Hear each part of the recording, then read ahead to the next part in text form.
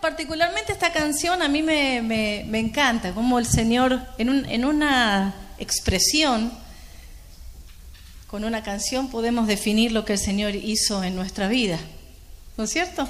Cambió nuestro lamento en danza. Sé que algunos de ustedes han pasado por otro tipo de danza cuando estaban en la otra vida, otra onda.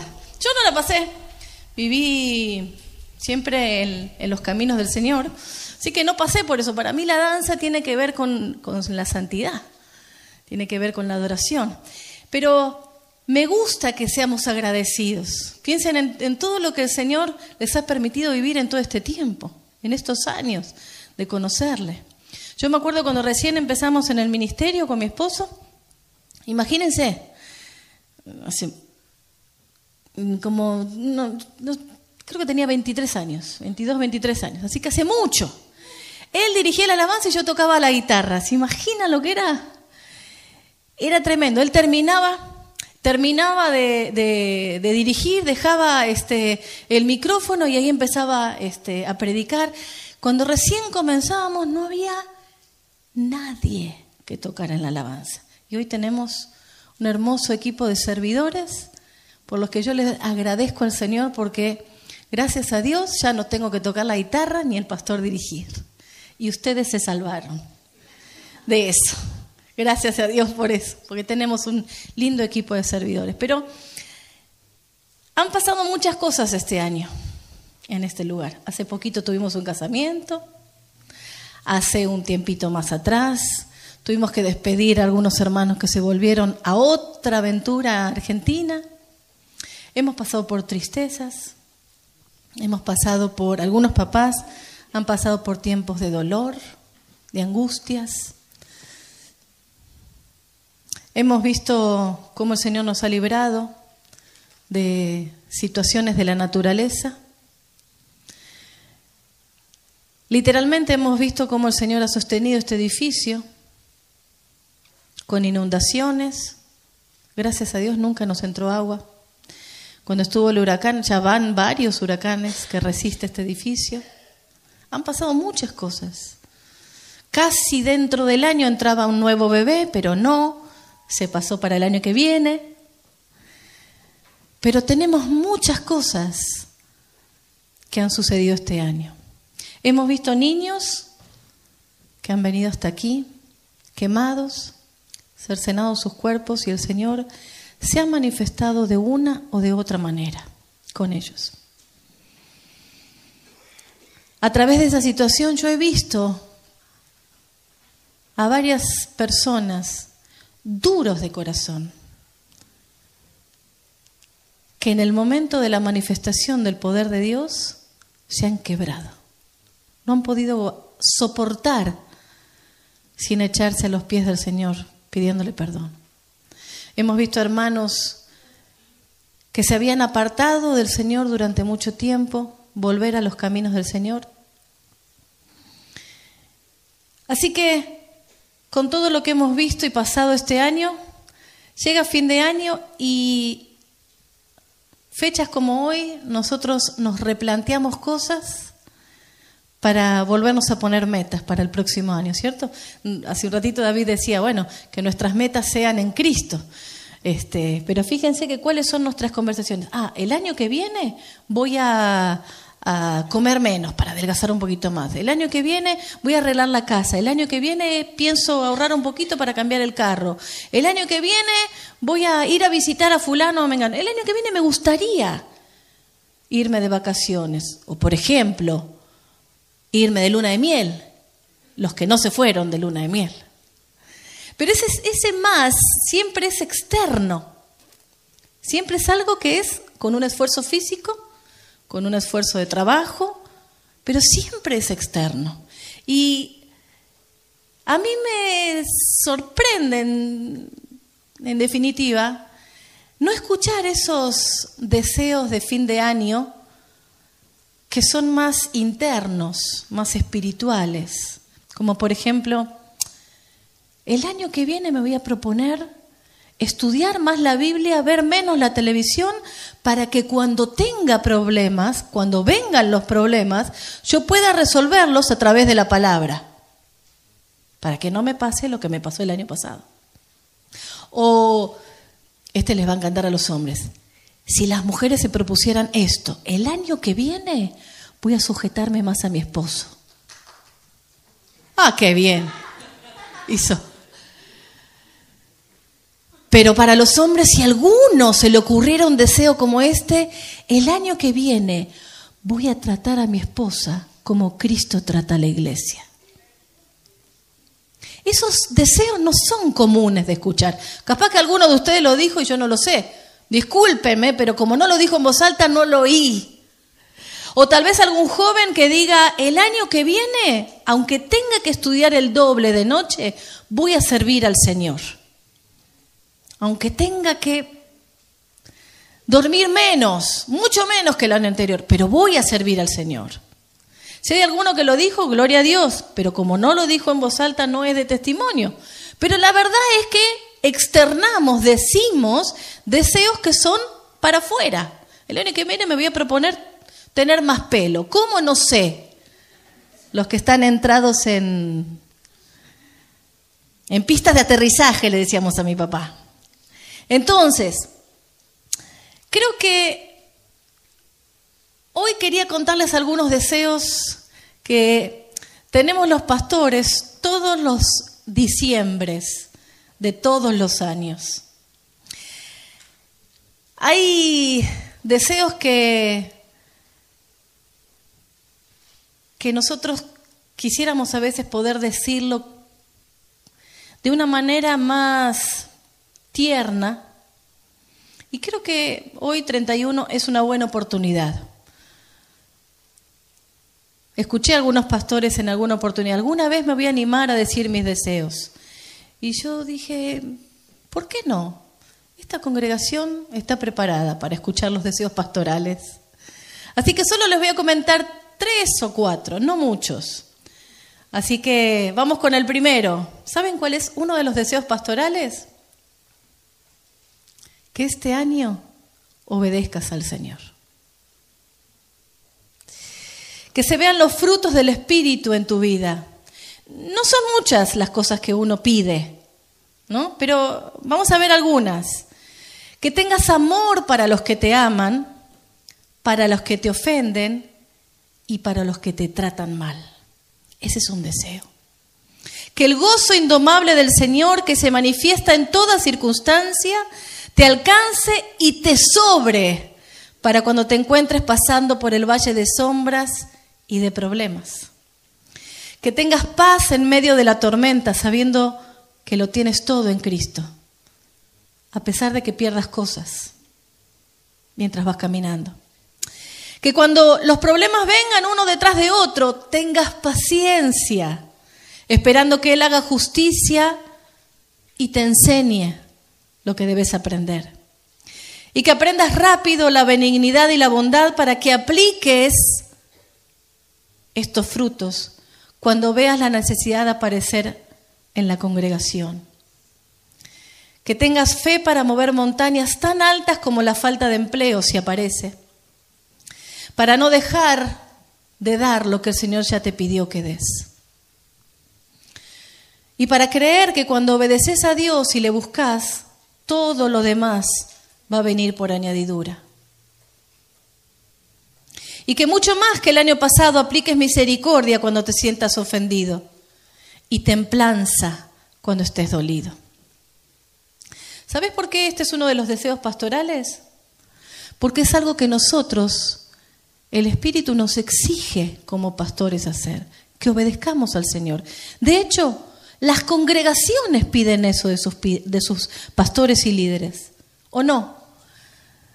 ¿Ustedes no dan por sentado que los pastores y servidores obedecen al Señor? Sino para que están ahí, ¿no? Yo no sé por qué se ha implementado esa idea en las congregaciones, en las iglesias, de que solamente los que están en servicio activo póngale el nombre que quieran, tienen la exigencia de obedecer, cuando es algo que Dios nos pide a todos sus hijos. Ustedes exigen que el pastor o el servidor sea obediente al Señor. ¿Por qué creen que ustedes están exentos de esto? Pero yo todavía tengo tiempo para obedecer. ¿Seguro? ¿Acaso cuando estemos delante del Señor va a decir, a ver, el Señor, pase Benjamín. A ver, Benjamín, ¿vos qué hacías en la iglesia? Y tocaba la batería. Bueno, a ver, nivel de tolerancia para el baterista y 2,5, con 3 aprueba. Ok, pase Benjamín. A ver, Julia y Erika, ¿qué hacían? Estaban en el ministerio de los hospitales y ujieres y en la cocina.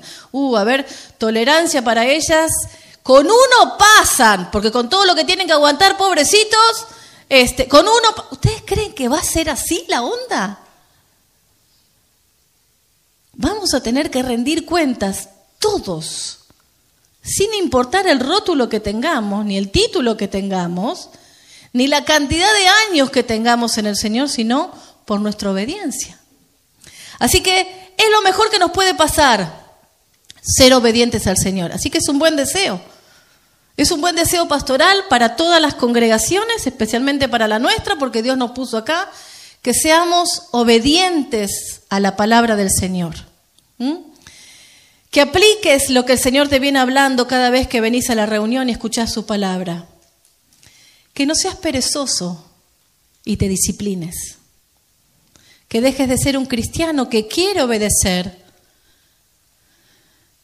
para pasar a ser uno que obedece. Creo que es un buen desafío para este año. Que no te quejes por los problemas que vienen, sino que lo veas como la oportunidad de ver la gloria de Dios manifestada en tu vida, porque tenés sustancia, tenés palabra. Has sido enseñado en la sana doctrina desde hace ¿cuántos años? Así que este año es un buen año para desafiarnos a obedecer al Señor.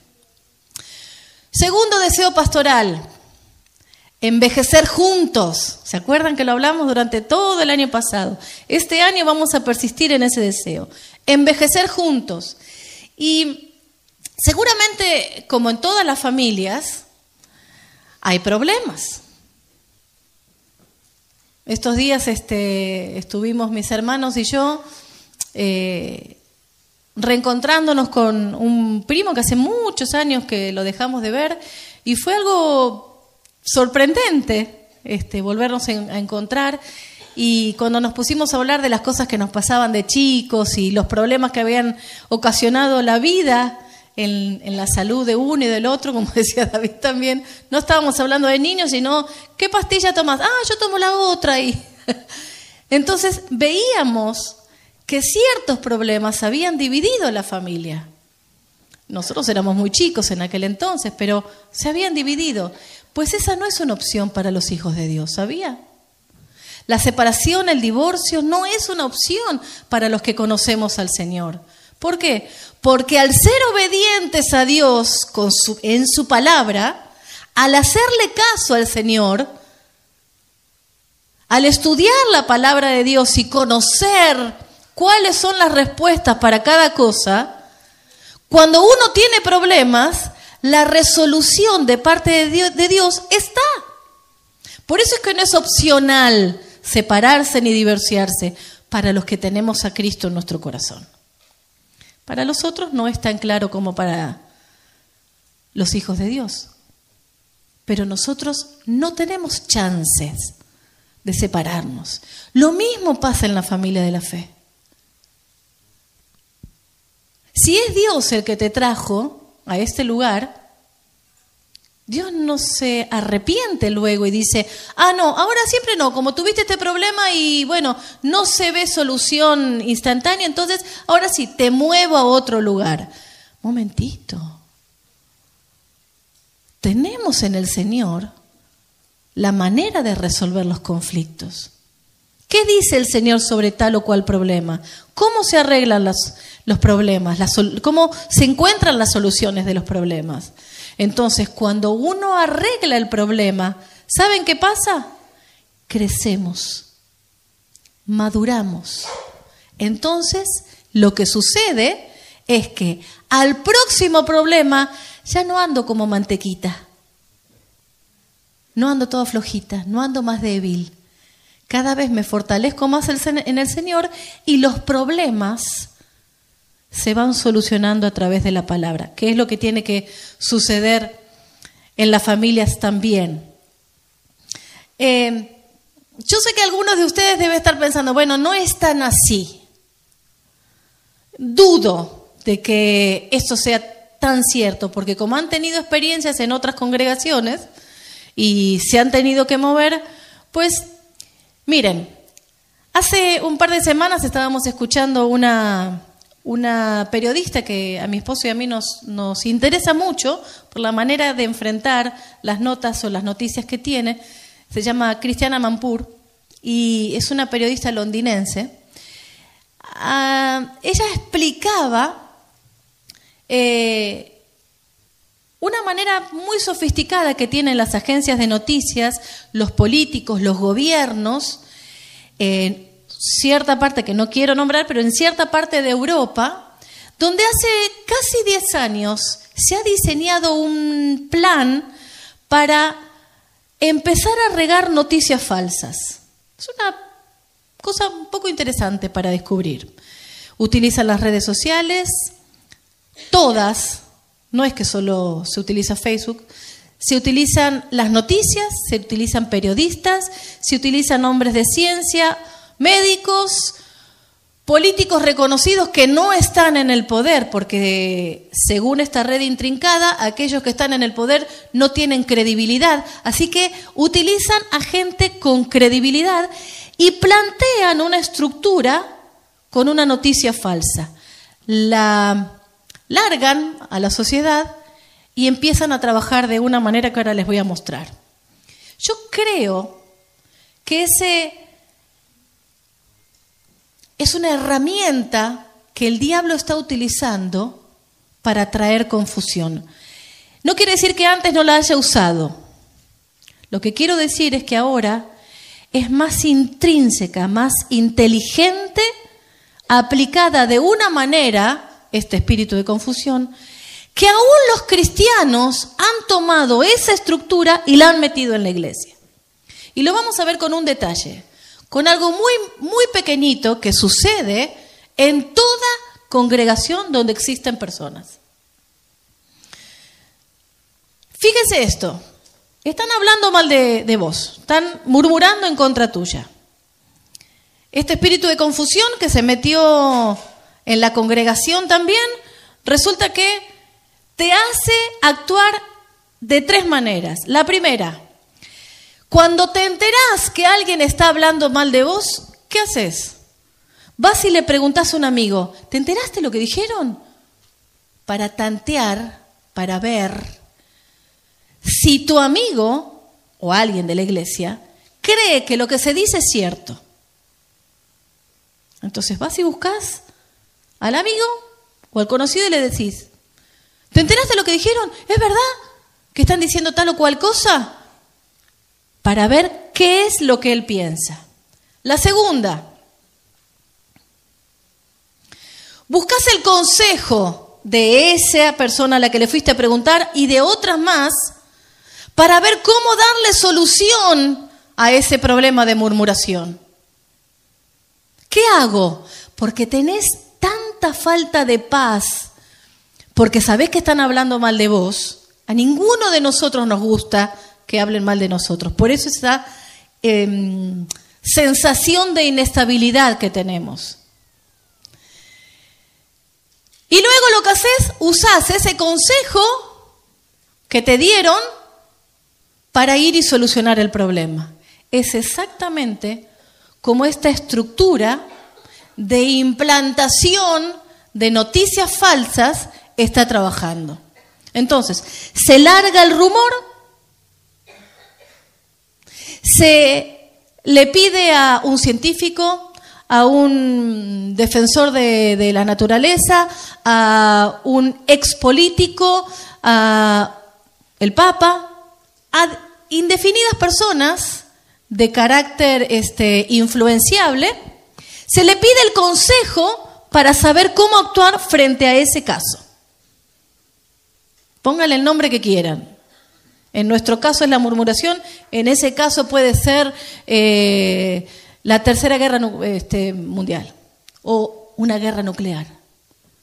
¿Vieron que anda dando vuelta esa idea? Bueno, es una de estas implantaciones. Entonces resulta que la idea era falsa. Se le fue a pedir consejo a un ser humano y se busca paz por medio de ese consejo. Díganme si eso no sucede en su vida. Muy bien, vamos a ir a Salmo 139, 23, por favor. ¿Qué es lo que dice la Biblia que debemos hacer cuando hay un problema de pecado en nuestra vida? Dice así, Salmos 139, 23 y 24. Examíname, oh Dios, y conoce mi corazón. Pruébame y conoce mis pensamientos, y ve si hay en mí camino de perversidad, y guíame en el camino eterno. Según la palabra de Dios, debiéramos preguntarle al Señor cuál es nuestra condición. Así que cuando alguien murmure o diga algo de vos que te afecta, en vez de ir a preguntarle a alguien, lo primero que haces es cerrarte en tu cuarto y decirle, examíname, oh Dios, y ve si en mí hay camino de perversidad. Señor, revélame, muéstrame. Ahora, pueden pasar dos cosas. Que vos ya te hayas dado cuenta que hiciste tal o cual cosa, por lo tanto te incomodó lo que dijeron, porque en tu interior sabes que es verdad y fuiste descubierto, o que no te hayas dado cuenta. O puede ser mentira también, pero eso lo vamos a ver ahora. Lo primero que nosotros que tenemos que hacer en vez de preguntarle a otra persona es pedirle al Señor que nos revele. Rogarle que nos guíe si andamos torcidos.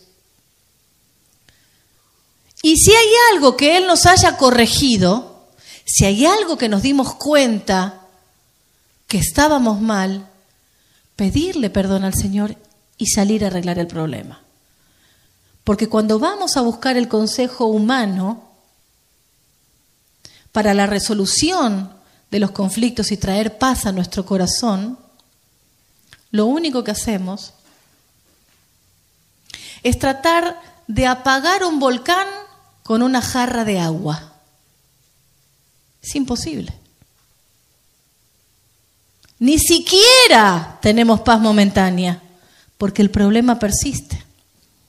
Entonces, fíjense en un detalle cómo esta característica del mundo se infiltró dentro de las congregaciones.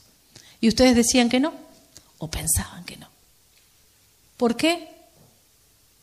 Porque el primer deseo pastoral está ahí. La iglesia no es obediente a Dios. Se da tiempo. Total. Bueno, me equivoqué otra vez. Bueno, no leí la Biblia. Bueno, no conozco tanto al Señor, pero ahí le voy. Estoy mejor que antes, ¿eh? Eso sí lo escuché. Oh, sí, estoy mejor que antes. Bueno, así será lo que el Señor nos va a decir delante de su trono, ¿no? La segunda cosa que aprendemos de esto que pasa, esta estructura en el mundo, por no obedecer al Señor, es que cuando alguien dice algo, no tomamos en cuenta de quién viene.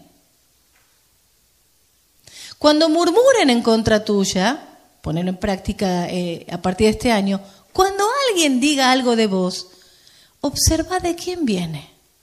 ¿Es una persona espiritual? ¿Es una persona que tiene madurez en el Señor? ¿Es una persona que cuando habla dice la verdad? ¿Su consejo es de la palabra? ¿Ha trabajado tanto en su vida para quitarse la viga de su ojo para poder ver mis errores? ¿De quién viene lo que se está diciendo? ¿Quién lo dice? Eso es evaluar correctamente, juzgar como la palabra de Dios dice. Porque la Biblia dice que por sus frutos, eso es lo que el Señor nos dice que hagamos, que juzguemos. No para criticar, sino para evaluar. Entonces, si el que habla no tiene las características de un cristiano maduro, solo estás escuchando noticias falsas que confunden y distraen. Te entretienen con el fin de desviar tu atención del propósito del Señor.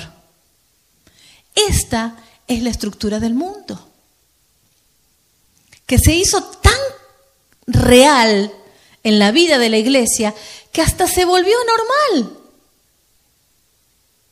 Lo malo se les hizo bueno y lo bueno se les hizo malo. ¿De cuándo acá, los que tenemos arriba de 40, nos va a afectar la palabra de un nene de 4 años? ¿No es cierto que no? Pues en mi casa, cuando yo me visto, Nacho me dice: ay, mami, no te queda bien. Entonces yo miro a mi esposo. Y si mi esposo opina lo mismo, pues voy y me cambio. Y si no, digo, bueno, no puedo tomar el consejo de un nene de 11 años. ¿Cierto? ¿Por qué te molestás por alguien que está débil espiritualmente? Lo que nos lleva a otra pregunta. ¿Será porque querés caerle bien a todo el mundo? ¿Será porque querés agradarle a todo el mundo? Yo sufrí mucho eso en el ministerio. Los primeros años de ministerio, mi pastor me había enseñado que no le traigas problema al pastor. Entonces yo, miren, quería caerle bien a todo el mundo. Y mi carácter no le caía bien a todo el mundo. Así que tuve problemas y me torturaba con eso. Por eso entiendo cuando alguien me dice que lo que pasa es que quiero agradarle. Es lógico. Pero, ¿por agradar al hombre mortal voy a desobedecer a Dios? De ninguna manera, dice la palabra.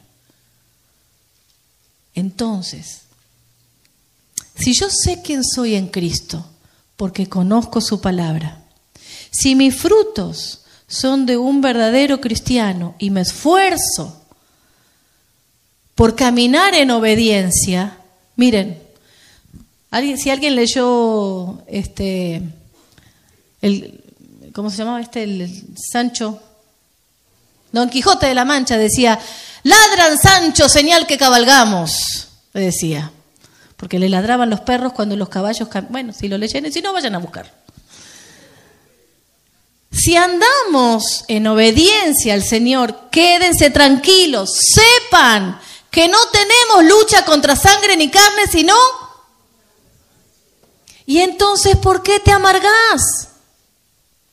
¿Por qué te preocupás para hacerle cambiar de opinión a ese hermano que todavía está débil? Y ni hablar de los que no son hijos de Dios. Te van a tratar de loco.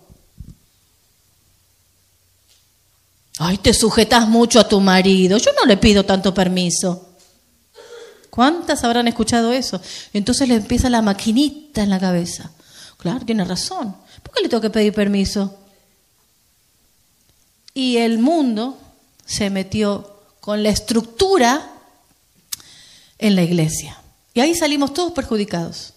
Es como si todos estuviéramos atados por un hilito, por una cuerda, pies con pie, con el otro. Así que todo lo que hace Araceli, pues me lleva entre las patas a mí también. Esto es lo que siempre decimos con mi esposo, ¿no? Lo que yo hago le afecta a él y lo que él hace me afecta a mí. Entonces, cuando alguien hace algo, pues nos lleva a todos. Nos afecta a todos, porque somos un cuerpo. El mundo piensa: yo me cuido a mí misma, cuido a mi familia, pero no se da cuenta lo que afecta a la comunidad. Pero es el pensamiento del mundo. Tiran una idea, una falsa noticia, una estructura mundana, y luego recogen valores humanos para traer paz a la situación. Eso es lo que hace el mundo y es lo que se mete en la congregación. Por eso es que uno de los deseos pastorales es que obedezcas al Señor para que entiendas y disciernas que debes permanecer en Cristo para que envejezcamos juntos. Va a ser hermoso que estemos todos viejitos, los niños de la congregación sean los que estén acá y que permanezca lo que el Señor nos ha dado, que es predicar su palabra. Permanecer en Cristo, permanecer orando, porque sé quién soy en Cristo y mi fe es inamovible. Él me sustenta frente a cualquier adversidad y en Él estoy seguro. No temo lo que viene o va a venir. No temo lo que dicen o lo que van a decir de mí. Porque en Él tengo lo suficiente para enfrentar cada día con su propio afán.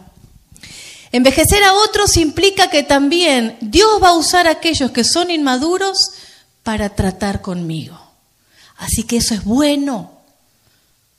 Para que envejezcamos juntos, Dios también va a tratar con los que están más débiles en la fe para tocar en el punto que más me duele, para que eso sea tratado por su mano, yo sea transformado y pueda permanecer. Cuando nosotros actuamos con misericordia, hemos demostrado que hemos comprendido que la misericordia de Dios nos ha tratado de la misma manera. Dios no nos dio el castigo que merecían nuestros actos. ¿Se dieron cuenta? Sinceramente, solo pensá en un solo pecado en uno solo que hayas cometido el año pasado. Si Dios te hubiera tenido que castigar con todo el poder y la autoridad por ese pecado, solo por uno, ¿dónde estaríamos?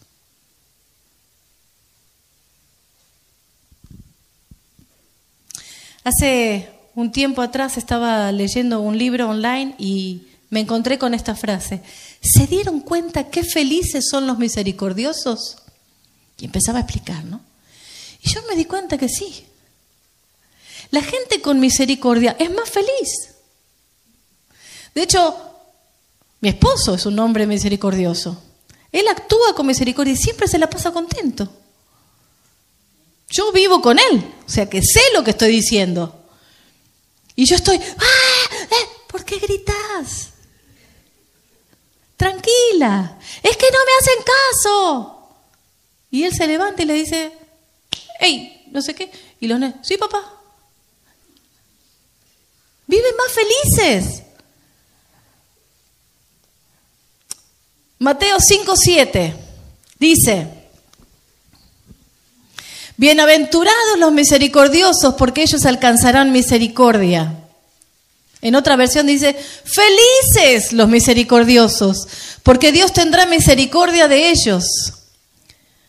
Dichosos los compasivos, porque serán tratados con compasión. Los misericordiosos sienten ternura y compasión por los más o por los no tan favorecidos y los tratan con consideración, porque nunca se olvidan que Dios usó misericordia con ellos. Dios nos vio a través de su misericordia, así que ya debiéramos entender cómo son las cosas con el Señor. En Mateo 14:14 el Señor dice que la palabra de Dios nos dice que Jesús vio a tanta gente y tuvo compasión de ellos y sanó a los que estaban enfermos, aunque los conocía sus corazones. Sin embargo, actuó con misericordia, no les dijo, hey, yo sé que ustedes vienen porque quieren que les dé de comer, yo los conozco. No les dijo eso el Señor. La Biblia nos remarca que vio a tanta gente, tuvo compasión de ellos y sanó a los que estaban enfermos. Y esto es una cachetada para nosotros. ¿Por qué nos enojamos en situaciones donde Jesús tuvo misericordia?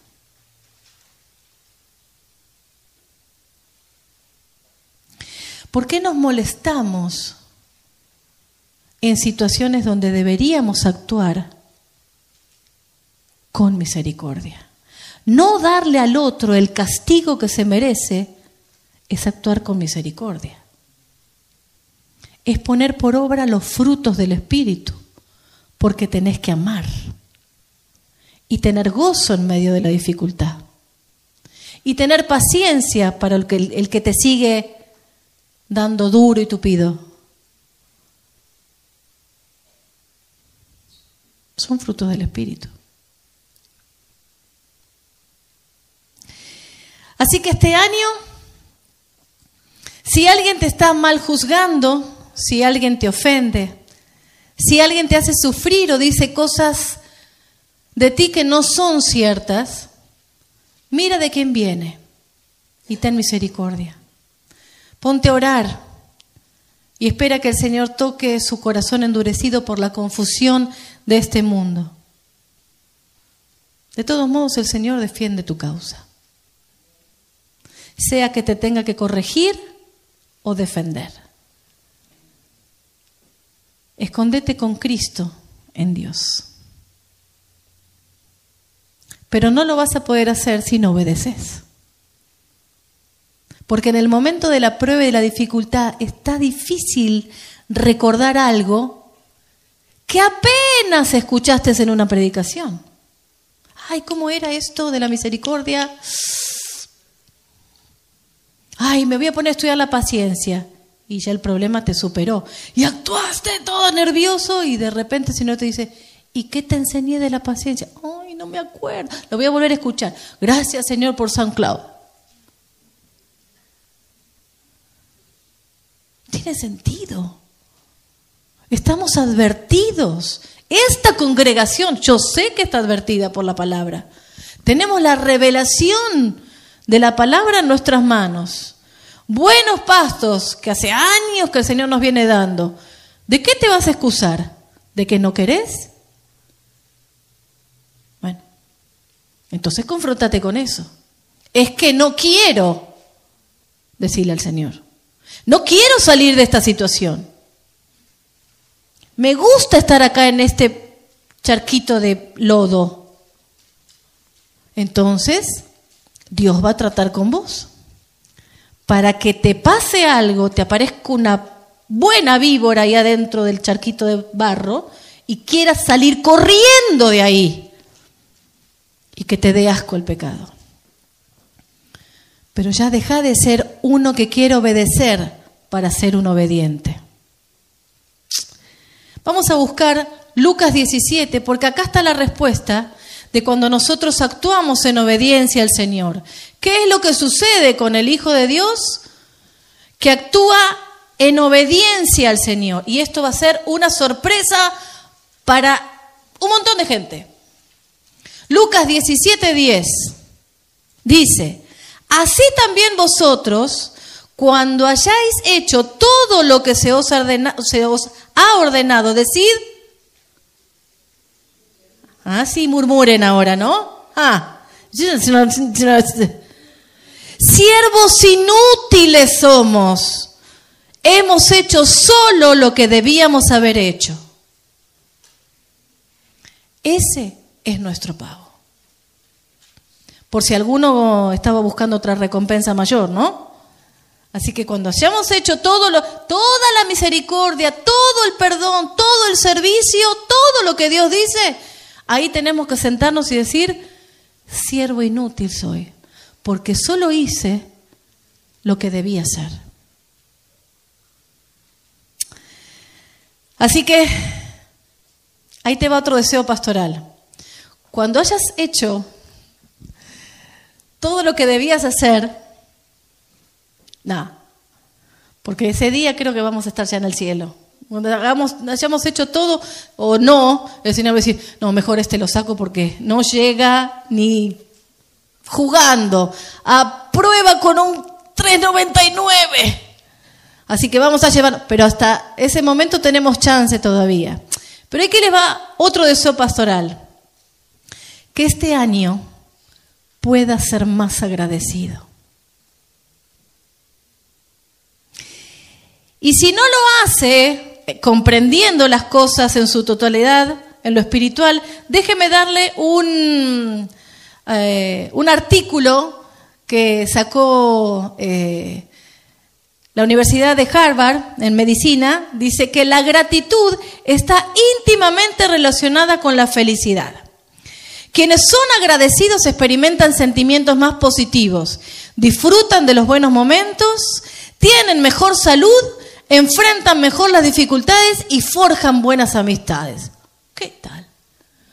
Así que hace bien a la salud ser agradecidos. Si no lo hace por las buenas, entiéndalo por esta. Hace bien a la salud. Si usted ve que su esposo está muy amargado, dígale, mi vida, da gracias. Si usted ve que su esposa está siempre enojada, dígale, mi vida, vamos a dar gracias por todo lo que tenemos. Provóquense a la gratitud unos con otros. El apóstol Pablo era un ejemplo en esto. Fíjense en 1 de Tesalonicenses 16, dice, dad gracias en todo, porque esta es la voluntad de Dios para con vosotros en Cristo Jesús. En todo dice, no dice por algunas cosas, por las que nos agradan, dice en todo. O sea que cuando tenemos problemas, antes de ponerte a llorar, por tu salud, dale gracias al Señor. Cuando te duela la panza, decirle, ay Señor, gracias por este dolor porque sé que me vas a sanar. Y el Señor te va a decir, yo te voy a sanar cuando vos dejes de comer tanto chile, por ejemplo, ¿no? Para disfrutar de la verdadera felicidad no basta solo con decir gracias. Tenemos que ser agradecidos con acciones. ¿Saben por qué? Porque nos protege de pensar que nos merecemos un trato especial.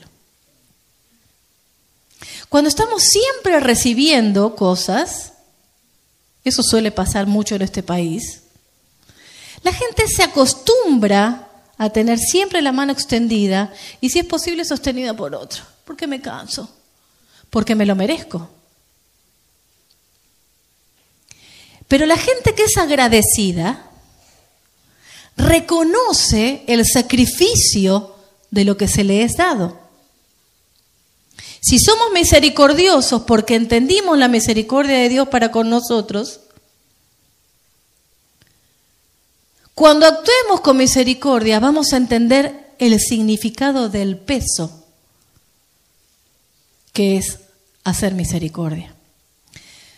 Así que este año, si has tomado tu tiempo, de hecho sí, yo reconozco que es una congregación que hace algo por los demás, pero este año vamos a exigirnos la milla extra, porque todavía no hicimos todo lo que debíamos hacer, porque nos quedamos con lo suficiente y hasta ahí, porque si me cuesta un poco más ya me quedé. Y estamos atascados en solamente haber hecho una parte de lo que dice el versículo. Este año, sé más agradecido y anima a los hermanos el doble de lo que hiciste. Tener un regalito para un cumpleaños, para un aniversario, no estaría de más. Este año lo hiciste con algunos, pues ahora somos más. Y le damos gracias al Señor porque somos más. No hace falta que tengas un presupuesto para cumpleaños de la iglesia. Pero si el año pasado hiciste un pancito para darle a alguien, para animarlo, este año hace el pancito y ponele un moño con un versículo. Te lleva más tiempo y tuviste que comprar cinta. Hay unas cintas bien grandes que nos pueden durar para unos cuantos cumpleaños. Agarrá una matita de chile que tengas en tu casa, hacé un injerto, poné una maceta y regalalo a un hombre con una linda bolsita. Los hombres, mirá, lo van a agradecer. Cada vez que coman van a decir, ay, el hermano fulano me hizo una mata de chile y me la dio en una maceta color rojo de varón. nada de rosa. Entonces cuando vea esa macetita, el hermano va a decir, oh, mirá cómo me quiere. Se acordó de mi cumpleaños y es una macetita. No te estoy diciendo que sea solamente el entregar un regalo. Llama más por teléfono de lo que hablaste antes. Los mensajecitos son lindos, ¿cierto? Feliz cumpleaños y una carita o algunos. A mí me asombran los monosílabos con los que se manejan ahora, ¿viste? En vez de decir te quiero mucho le ponen TKM. Te quiero kilómetros. A veces les pongo a propósito en el chat de jóvenes, ¿qué? Estos monosílabos y caritas con combinaciones de letras, porque ni siquiera son frases. Se ha venido tan a menos la comunicación que hemos evitado ir a visitar a alguien porque solamente ya lo llamé por teléfono. Suficiente. Pues este año sé más agradecido. Demostrar más amor de lo que ya has hecho. No te quedes con que ya lo hice o ya lo hago. No es suficiente. Porque hay hermanos más débiles que necesitan el doble.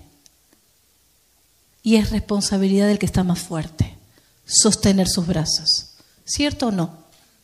¿Cuántos hemos sido bendecidos por un hermano que estaba más fuerte espiritualmente? El otro día estaba hablando con una hermana en la oficina y me decía lo que el consejo de una hermana, de una amiga, le estaba enseñando. Y me dijo, a mí me ayudó su vida. Yo dije, esa es una buena amiga. Permanecé teniendo esa amiga. Esa que te aconseja, pero te corrige con la palabra. Que te sostiene, te dice la verdad y te sostiene. Esas son buenas amigas. Pero necesitas ser obediente. Para envejecer necesitas aprender a permanecer con la enseñanza de la palabra. Y necesitas aplicar el agradecimiento.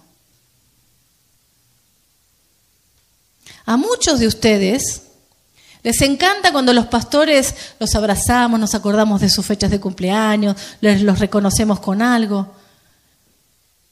¿Y se dio vuelta la cosa?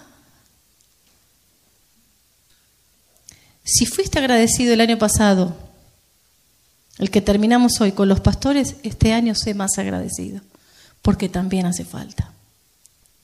Créanme que muchas veces hace falta.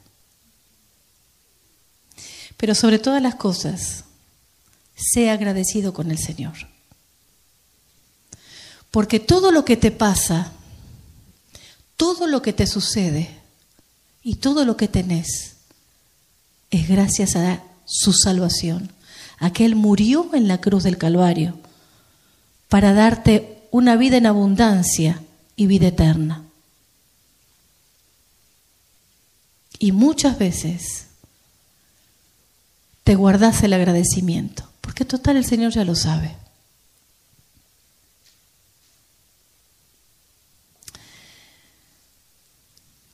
Y por último, el último deseo pastoral. Sé íntegro en todo lo que hagas.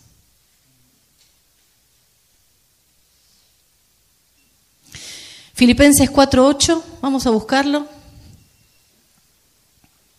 Dice, por lo demás, hermanos, ya lo tendríamos que saber de memoria. Todo lo que es verdadero, todo lo digno, todo lo justo, todo lo puro, todo lo amable, todo lo honorable, si hay virtud alguna o algo que merece elogio, en esto meditad. Encontré un artículo del doctor Gómez Chávez que en uno de sus escritos habla acerca de la integridad. Dice, muy interesante, escúchenlo. Nadie puede decir que la integridad es un valor fácil de practicar. Al contrario, para ser íntegro se requiere carácter, determinación, lealtad y compromiso.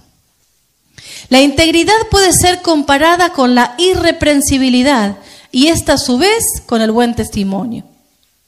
Si ser íntegro es ser irreprensible, esto significa que no tiene nada la persona de qué ser censurado o señalado.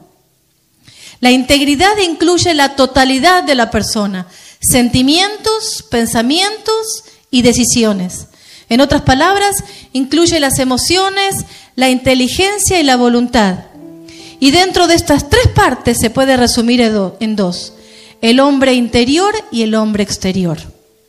En ambos debe mantenerse una condición de aprobación de parte de Dios y de parte de los hombres. Así que cuando se dice que una persona es de carácter íntegro, se está diciendo que es de buena moral, de buen testimonio, honesto, sincero, coherente y con una ética correcta. ¿Se imaginan lo que sucedería si en nuestra congregación los niños y los jóvenes fueran íntegros? No se copiaran, no zanatearan. Zanatear en el lunfardo argentino es decir algo que no tiene sustancia. Es como en México le dirían cotorrear o hacer el cuento. Que cuando los jóvenes hablaran, todos le creyeran. ¿Se imaginan si tuviéramos mujeres íntegras? Todas mujeres íntegras en la congregación. Que fueran íntegras en su vida familiar. Que no dijeran una cosa dentro de la casa y otra fuera de la casa. Que no limpiaran solo cuando viene la suegra o cuando está a punto de llegar el marido. O que fueran íntegras con el sueldo del marido. Y no dijeran, no me alcanzó. Porque la mujer íntegra busca al Señor y es, como dice la mujer virtuosa en su palabra. ¿Saben cuál sería el resultado? Me puse a pensar que si todas las mujeres fueran íntegras, los maridos trabajarían menos. Estarían más tiempo en casa, estudiando la Biblia. Guiarían a sus hijos en los caminos del Señor. ¿Todo por qué? Porque tiene una esposa íntegra.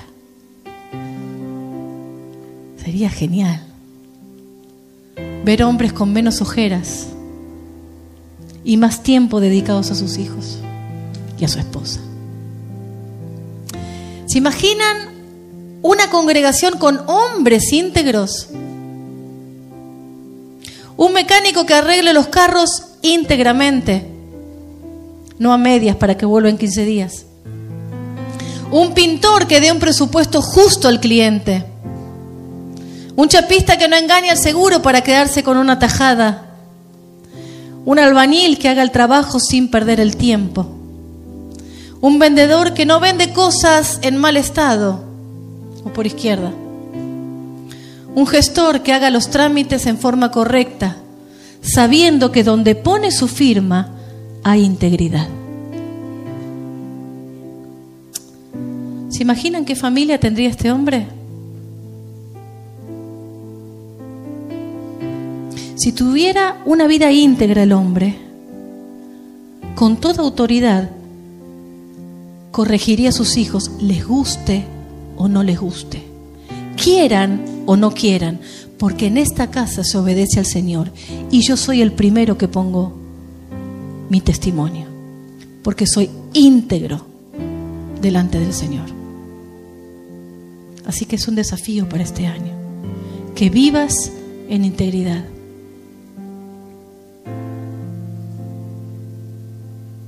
Y es una promesa bíblica. El justo anda en su integridad y sus hijos son dichosos después de él. Así que, hombres, tienen una enorme responsabilidad en este año, en esta congregación. Es un deseo pastoral que proviene de la palabra de Dios. Todos estos deseos son bíblicos. Si vivís en integridad, hombre, tenés toda la autoridad para corregir a tu familia. Y esta congregación va a ser bendecida por tu testimonio de integridad. Vamos a cerrar nuestros ojos.